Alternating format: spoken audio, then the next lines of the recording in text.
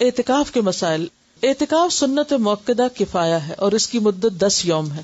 ہر مسلمان کو رمضان المبارک میں کم از کم 1 مرتبہ قرآن پاک کی تلاوت کرنی چاہیے، یعنی پورا قرآن مکمل کرنا چاہیے. عن ابی ہریرہ قال کان یعرض علی النبی صلی اللہ علیہ وسلم القرآن فی کل عام مرۃ فعرض علیہ مرتين فی العام الذی قبض فیہ وکان یعتکف کل عام 10 ایام فاعتکف 20 یوما فی العام الذی قبض فیہ رواہ البخاری. حضرت ابو ہریرہ رضی اللہ عنہ فرماتے ہیں نبی اکرم صلی اللہ علیہ وسلم کے سامنے ہر سال رمضان میں 1 بار قرآن پڑھا جاتا. جس سال آپ نے وفات پائی آپ صلی اللہ علیہ وسلم کے سامنے 2 بار قرآن مجید ختم کیا گیا، یعنی جبریل علیہ السلام نے آپ کو سنایا تاکہ آپ اپنا پورا ترتیب کے ساتھ درست طور پر محفوظ کر لیں. اسی طرح ہر سال آپ 10 دن کا اعتکاف فرماتے، لیکن جس سال آپ نے وفات پائی اس سال 20 یوم کا اعتکاف فرمایا. اسے بخاری نے روایت کی، یعنی آخری جو سال تھا آپ کی زندگی کا اس میں اعتکاف بھی 20 دن کا اور قرآن بھی 2 بار. اعتکاف کے لیے فجر کی نماز کے بعد اعتکاف کی جگہ بیٹھنا مسنون ہے.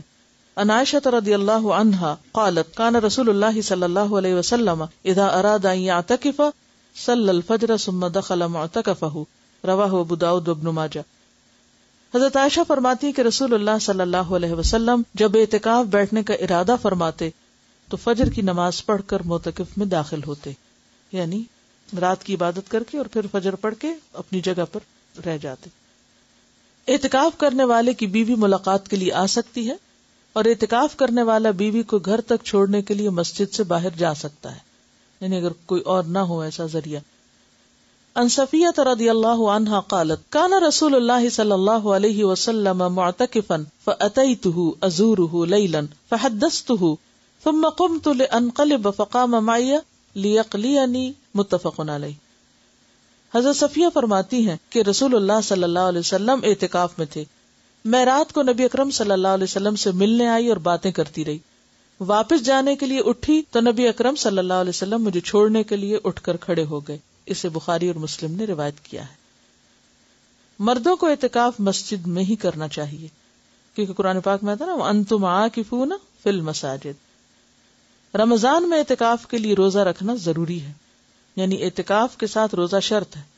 حالت اعتکاف میں بیمار پرسی کے لیے جانا، جنازے میں شریک ہونا، بیوی سے مجامت کرنا، بشری تقاضوں کے بغیر اعتکاف کی جگہ سے باہر جانا منع ہے.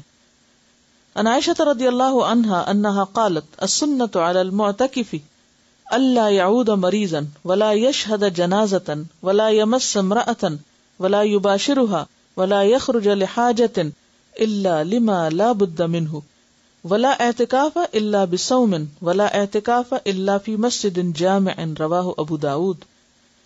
حضرت عائشہ رضی اللہ عنہا فرماتی ہیں اعتکاف کرنے والے کے لیے سنت یہ ہے کہ وہ بیمار پرسی کو نہ جائے، یعنی کوئی بیمار بھی ہو تو وہ نہیں نکل سکتا.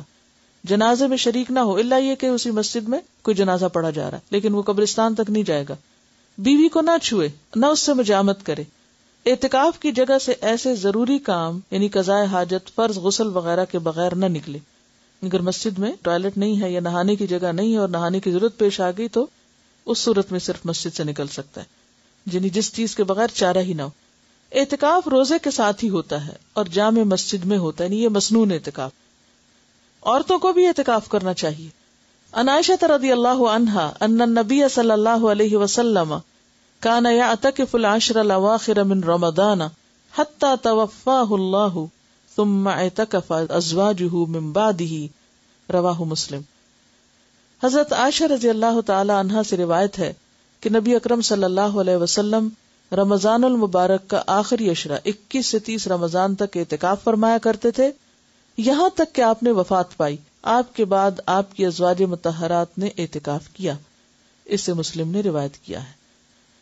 اگر کسی کو اعتکاف کے لیے 10 دن میسر نہ آ سکے تو جتنے دن میسر ہوں اتنے دنوں کا ہی اعتکاف کر لینا چاہیے، حتیٰ کہ 1 رات کا اعتکاف بھی درست ہے، چند گھنٹوں کا بھی کر سکتے. عن ابن عمر رضی اللہ عنہما ان عمر سأل النبی صلی اللہ علیہ وسلم قال كنت نظرت في الجاہلیۃ ان اعتکف لیلۃ فی المسجد الحرام قال اوفی بنذرک رواہ البخاری. حضرت عبداللہ بن عمر رضی اللہ عنہ سے روایت ہے کہ حضرت عمر رضی اللہ عنہ نے نبی اکرم صلی اللہ علیہ وسلم سے پوچھا، میں نے زمانہ جاہلیت میں مسجد حرام میں ایک رات کا اعتکاف کرنے کی نظر مانی تھی، پوری کروں یا نہ کروں؟ یعنی دور جاہلیت میں ایسا سوچا تھا. آپ نے فرمایا اپنی نظر پوری کرو. اسے بخاری نے روایت کیا. اب یہاں جو آپ کے ذہن میں سوال آ رہا ہوگا کہ عورتیں کہاں اعتکاف کریں، مسجد میں کریں کہ گھر میں کریں؟ تو بات یہ ہے کہ اعتکاف تو مسجد ہی میں ہے، لیکن اگر کسی مسجد میں یا قریب میں کوئی ایسی جگہ ہے ہی نہیں، یعنی مسجد میں تو عموماً بعض اوقات عورتوں کی نماز پڑھنے کی جگہ نہیں، تو اعتکاف کی جگہ کہاں ہوگی؟ یا یہ کہ جگہ تو ہے لیکن محفوظ نہیں، تو ایسی صورت میں پھر انسان بالکل نیکی سے محروم نہ رہے، گھر میں بیٹھ جائے جہاں اس نے اپنی نماز کی جگہ گھر میں بنائی ہوئی ہے. لیکن اصل اعتکاف جو مسنون ہے وہ جامع مسجد میں ہی ہوتا ہے، گھر کی مسجد میں یا اس میں نہیں ہوتا.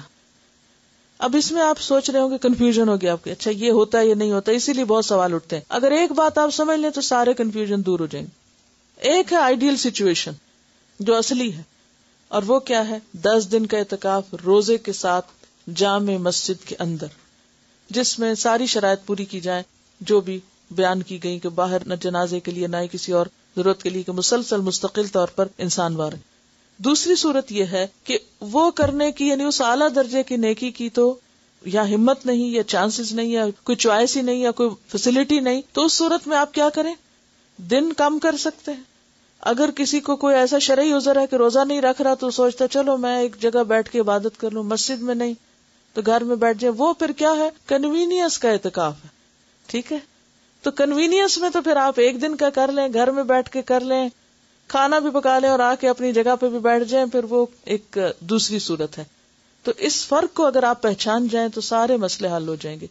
یا تو آپ وہ اعتکاف کریں جو اصل اعتکاف ہے، جس کو اعتکاف کہا گیا، اور اگر وہ نہیں تو پھر جتنی دیر بھی کریں، کیونکہ عبادت ضائع نہیں ہوتی. یعنی یہ گھنٹے جو چند گھنٹوں یا رات کا ہوگا، یہ ضروری نہیں ہے کہ آپ عصر کے وقت کریں یا صبح کے وقت کریں، جب بھی موقع ہو. ہاں نیت کر لیں. تراویح کے لیے جب آپ جائیں تو اس وقت کی نیت کر لیں کہ میں اس وقت میں اعتکاف میں ہوں، بس. اصل میں فائدہ اس کا کیا ہے؟ یکسوئی سے عبادت کرنا، یہ اصل مقصد ہے.